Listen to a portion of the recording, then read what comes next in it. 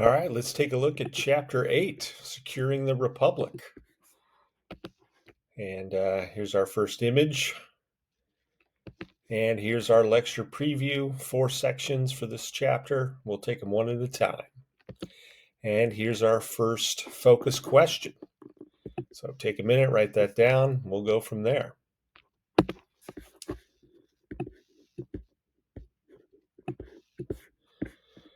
President Washington embodied national unity in the virtue of Republican self-sacrifice, having retired from public life after the war. His vice president, John Adams, was an important political leader of the Revolution. Washington's cabinet included Thomas Jefferson as Secretary of State and Alexander Hamilton as head of the Treasury Department. He formed a Supreme Court with John Jay as its Chief Justice. But a financial plan proposed by Hamilton frayed national unity. Taking Great Britain as his model, Hamilton wanted to stabilize the nation's finances, garner the support of powerful financiers, and foster economic development. He hoped to make the United States a world military and commercial power. To establish the government's creditworthiness, Hamilton proposed that it pay off at full face value all national and state debts from the Revolution. He wanted to create a new national debt, issued as interest-bearing bonds to government creditors that would tie wealthy investors to the national government. He wanted to establish a Bank of the United States, modeled on the Bank of England, that would act as the nation's financial agent. A private corporation that would hold government funds, make loans to the government, and make profits for stockholders. To raise revenue, he proposed a tax on whiskey. And in a report of manufacturers, Hamilton called for a tariff and government subsidies to develop factories that would produce domestically goods that at the time were imported from abroad.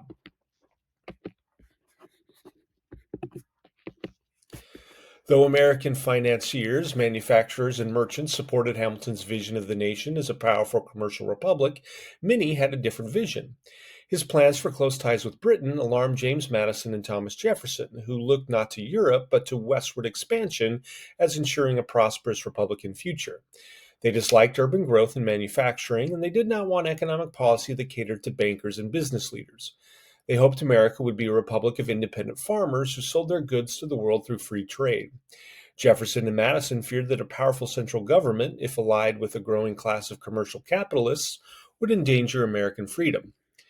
Initial opposition to Hamilton's program came from the South, which lacked investors and owners of government bonds, where support for manufacturing and a diversified economy was weak, and whose states had paid off much of their war debt.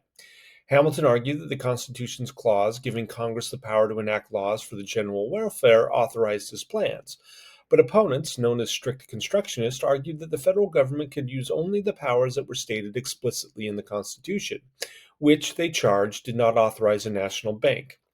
A compromise secured Hamilton's fiscal program, minus subsidies for factories, in exchange for locating the nation's capital between Virginia and Maryland. This became Washington, the District of Columbia. The French Revolution of 1789 deepened political divisions in America. At first, almost all Americans celebrated the Revolution as it seemed inspired by their own revolution and republic. But the turn in France in 1793 to a more radical revolution, marked by the execution of King Louis XVI and aristocrats, and war between France and Great Britain, polarized Americans. Jefferson and his followers thought the French Revolution, despite its extremism, was a victory for self-government everywhere. To Washington and Hamilton and their followers, the Revolution invited anarchy, and they believed America should befriend Britain. But since the American Revolution, the United States had been a permanent ally of France. In 1793, Washington declared that the United States would be neutral in the war between France and Great Britain. But he also moved to expel a French envoy, Edmond Genet, for trying to recruit American ships to attack British vessels. At the same time, Britain seized American ships and sailors. John Jay negotiated a controversial treaty in 1794 that effectively canceled the American-French alliance and recognized British commercial and naval supremacy. By the mid-1790s, two parties appeared in Congress, calling themselves Federalists and Republicans. Both parties claimed the language of American liberty, and each accused the other of conspiring to destroy that liberty. The Federalists supported the Washington administration, favored Hamilton's economic program, and wanted ties with Britain. Well-to-do merchants, farmers, lawyers, and established political leaders, especially in the North, tended to support the Federalists. They were generally elitists, and they saw society as a fixed hierarchy in which political office should go to wealthy men who expected deference from lesser men. They feared that the spirit of liberty generated by the revolution was degenerating into anarchy. The Federalists may have been the only major party in American history forthrightly to proclaim democracy and freedom dangerous in the hands of ordinary citizens. The Whiskey Rebellion of 1794 broke out when backcountry Pennsylvania farmers tried to block collection of the new tax on distilled spirits. Invoking the symbols of 1776, they based their actions on the symbols of liberty, reinforcing the Federalist insistence that such ideas were dangerous in the hands of the citizenry. Washington dispatched 13,000 militiamen to quell the resistance and accompanied them himself, the only time a president has actually commanded an army in the field. His response was designed to restore order for the impression on Europeans who did not believe American self government could survive. The Republicans, led by Madison and Jefferson, seemed to embrace popular politics. They supported France and had more faith in democratic self government. Southern planters, ordinary farmers around the country, and urban artisans who sympathized with the French Revolution supported this party. They were far more critical of social and economic inequality and more congenial to broad democratic participation by ordinary Americans than the Federalists were.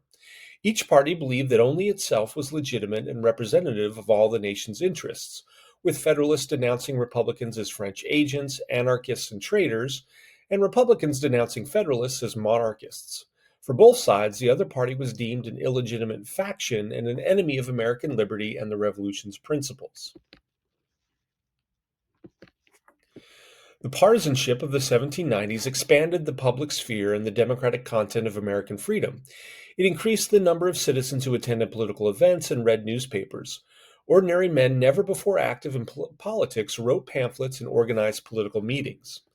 These men included members of the Democratic Republican societies, inspired by the Jacobin clubs of Paris. They openly supported the French Revolution and praised American and French liberty. Federalists viewed them as illegitimately usurping the representative authority of the government. Washington dismissed them as self created societies. They justified their existence by claiming that the people had a right to debate political questions and organize to influence government policy. They believed that political liberty involved more than just voting and included popular organizing and pressure tactics. Although the societies soon disappeared, they were absorbed by the emerging Republican Party, which also found support among radical British immigrants who defended the French Revolution, such as Thomas Paine. The democratic spirit of the 1790s invigorated the discussion of women's rights. In England in 1792, Mary Wollstonecraft published A Vindication of the Rights of Woman, in which she argued that rights should be extended to women. While not challenging traditional gender roles, she argued that women should have a greater access to education and a role in representation in government. The expanding public sphere of the 1790s offered opportunities for American women to participate in politics, and a small but growing number of women published political and literary writings in American newspapers. One of these, Judith Sargent Murray, insisted that women should have equal access to education. If women seemed intellectually inferior to men, she argued, it was because they were denied an opportunity to learn. Women were still not part of the body politic, although women were counted in determining representation in Congress, and nothing in the Constitution explicitly limited rights to men. The document and almost all Americans assumed that politics was an exclusively male sphere. The men who wrote the Constitution did not envision the active and continuing involvement of ordinary citizens in the affairs of state. But political parties sought to mobilize voters for highly contested elections, while self created societies, stirrings of women's political consciousness, and even armed rebellions broadened and deepened the democratization of public life set in motion by the American Revolution. So, that's the end of section 1.